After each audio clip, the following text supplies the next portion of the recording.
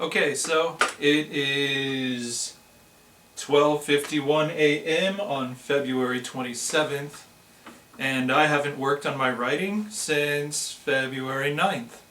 So I'm not going to sleep until I get through this scene that's been bugging me. The scene that needs to get done in order for me to get through this draft of the manuscript. I mean, it's always ridiculous. I get so, like, I have a routine, like a schedule, and it's been thrown off big time this month by the power outages, by trying to start putting up YouTube videos, and for February I did double duty. I wanted to get 2 episodes up of all the regular segments I plan to do. So that'll lessen for the rest of the year for me, because it's just going to be kind of one a week. But it's still something I haven't quite worked into my routine. I don't really know where to put it. So I've been spending the time I usually would spend working on a manuscript, editing videos, and trying to figure out how to do it, and then the ridiculous amount of time it takes to actually upload them to YouTube. So as far as writing is concerned, I've been slacking off, but it's not like I've just been like hiding under my blankets as much as I would love to sometimes. Anyway, so what I'm working on right now is the 3rd draft of The Legends of Nod Book 5, which, you know, the 3rd draft is ideally the final draft, and I also edit as I go. I'm one of those. The way I start writing in the morning, if it's not my first day on a draft, I start by reading everything I wrote the previous day and tweaking it as I go. So I'm kind of like, my rough drafts aren't as rough as they could be. They're still rough.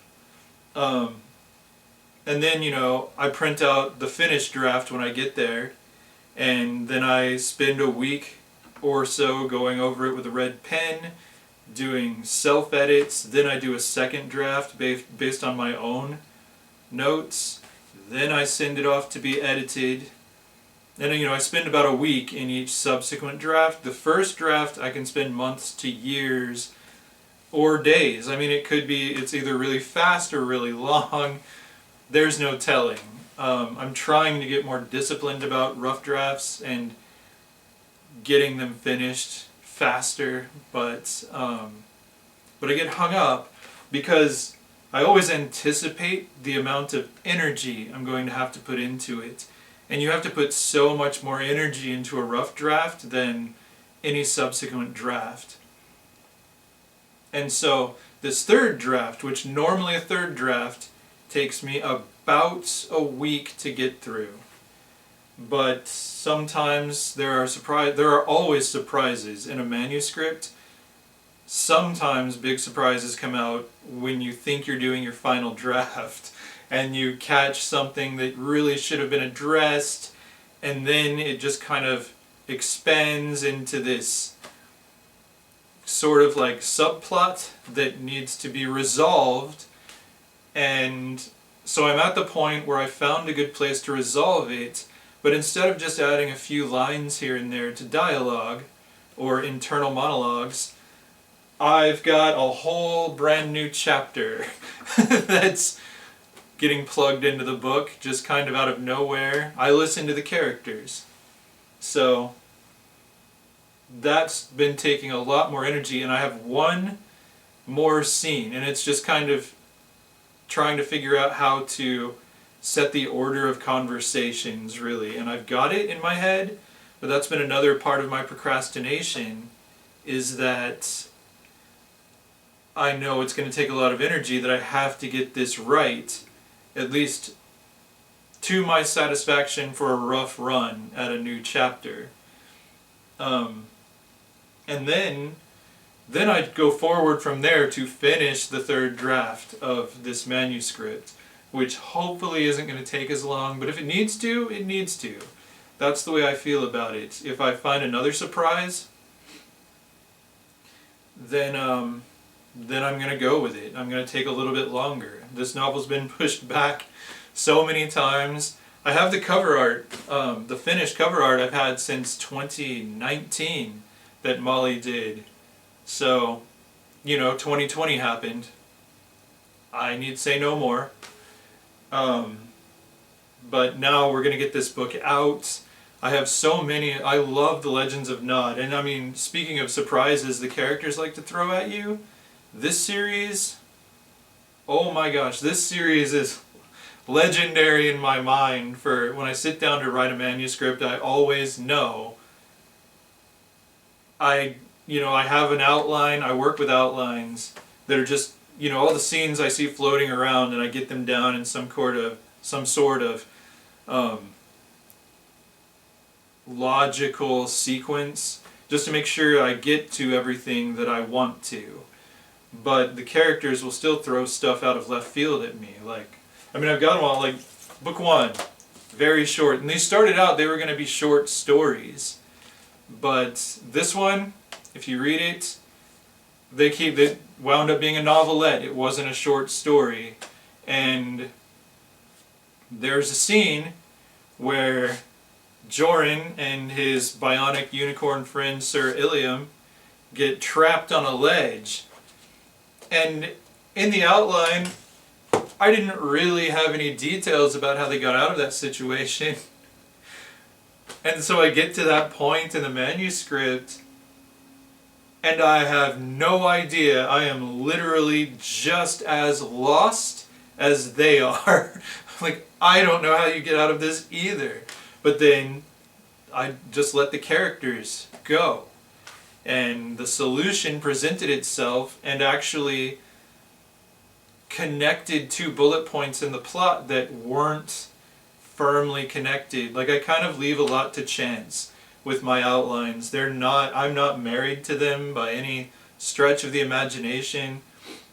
So I always listen to the characters. Book 2, Joran, this one went from short story to novelette to novella length. And that's when I started, by book 3 I'd figured it out. No, it was book 4, I'll get to that. This one, my big surprise was how is the hero going to pull it off, the mission he's been given. And, I knew he needed to for the story to be what it needed to be, but when I actually got in there with them, I realized, oh, this really is crazy. I don't know how you're going to pull this off either, man.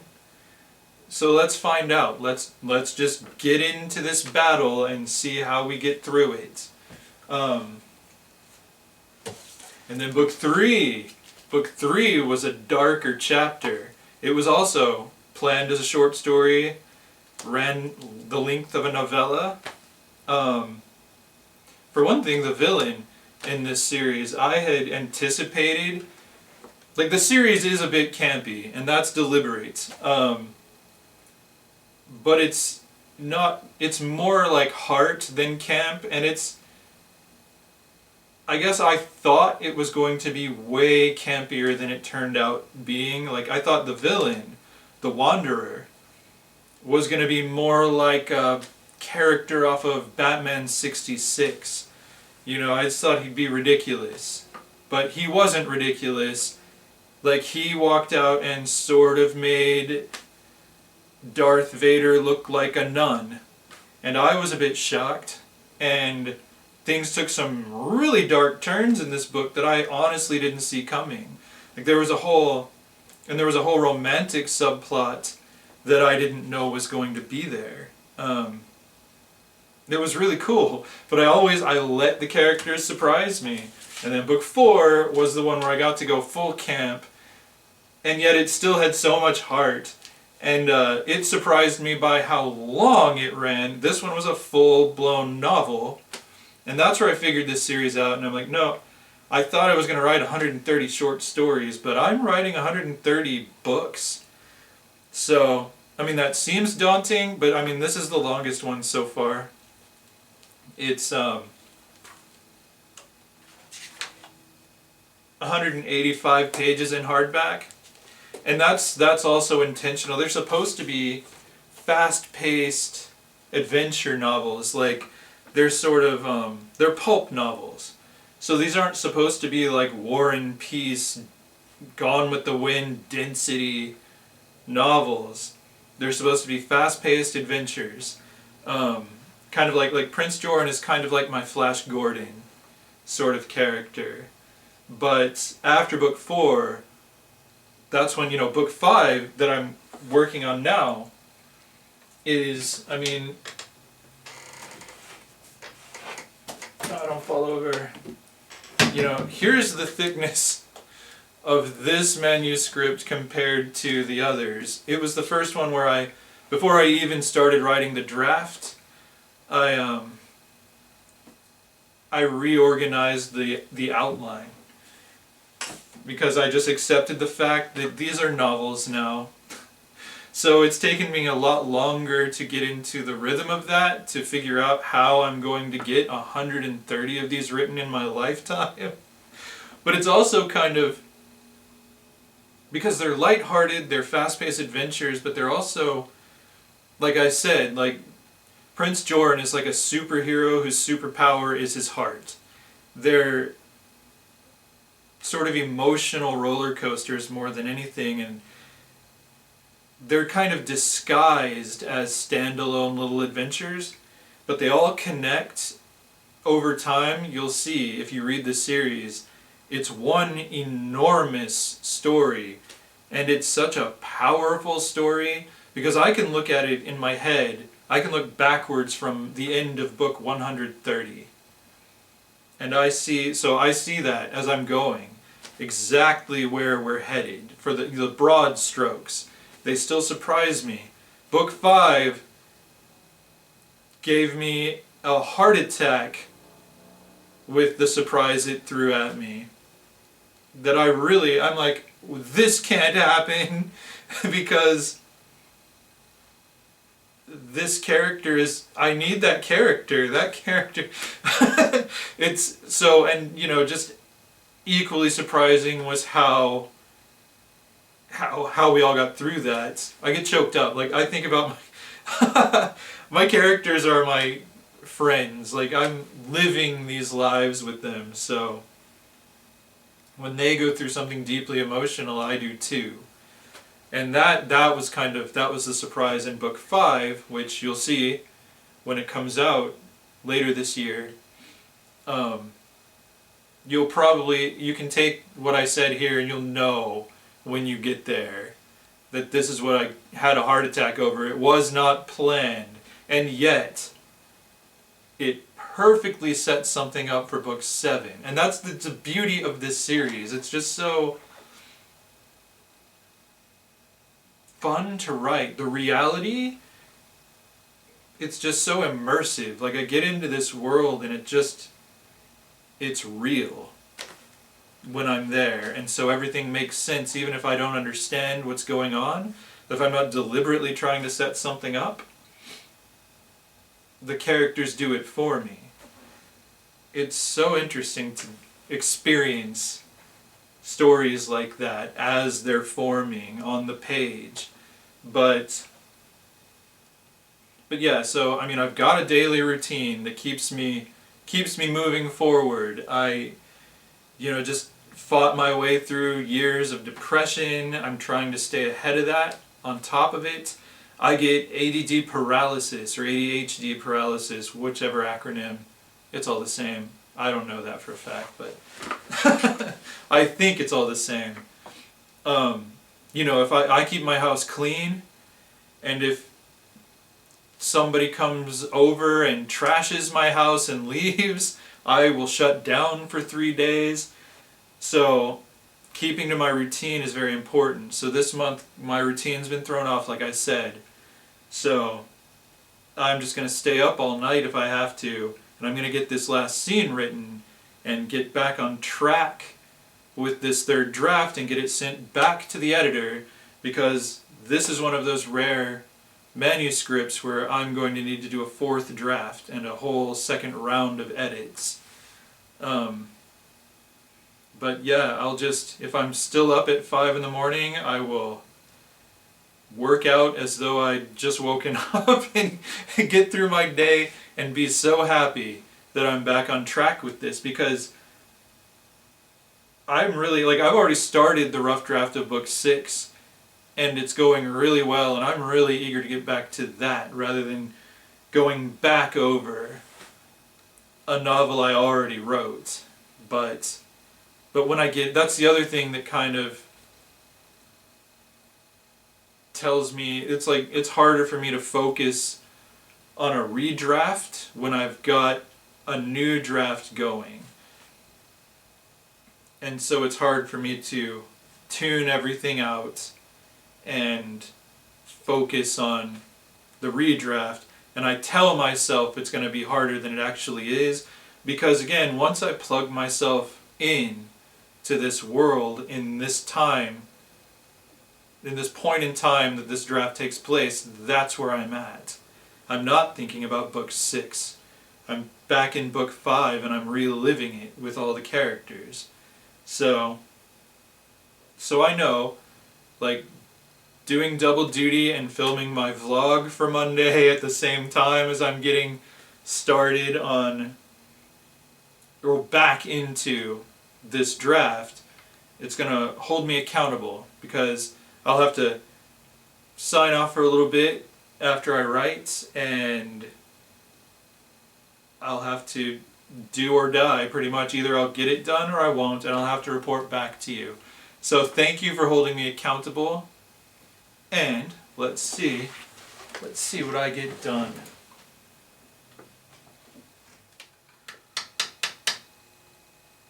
Okay, I did it. I finished the scene, and I'm so happy with it. It's 8:43, so that's a full day's work right there. I'm pretty sure I started it just before 2. I don't remember exactly what time it was. And I'm like doing like this because I have the camera aimed too low. I'm not like back. Just like if I sit like this, I don't have a top of my head. Anyway, yeah, I'm really happy with that scene. That whole chapter, that whole extra chapter.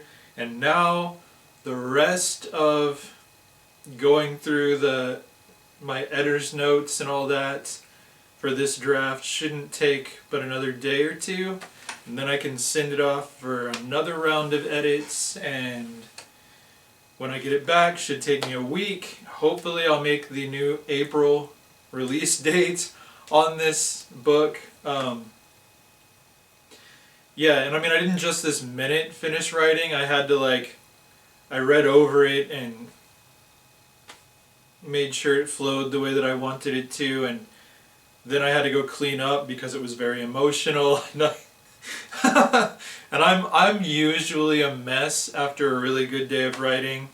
I'm usually like tears and snot, and just, I look like an insane person. So that's how I know I've had a really good day with a manuscript, is that I appear to be insane. But yeah, this book I cannot wait for y'all to read this book. Like, this whole chapter, I really got to get into Vale and Hero's mother.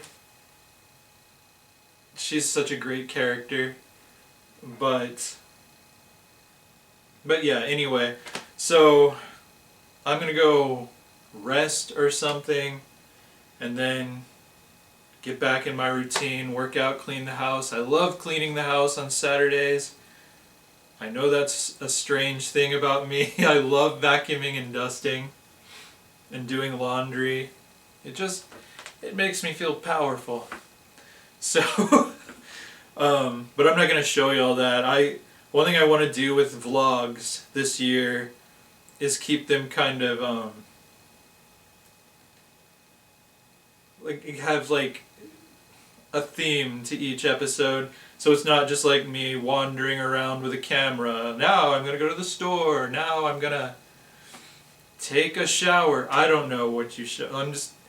So this vlog is going to be about about my writing today and getting back into it when I've been out of it. And you know, my dad is supposed to be getting into town tonight, so maybe that will be what my next vlog is about, just Dad's visit.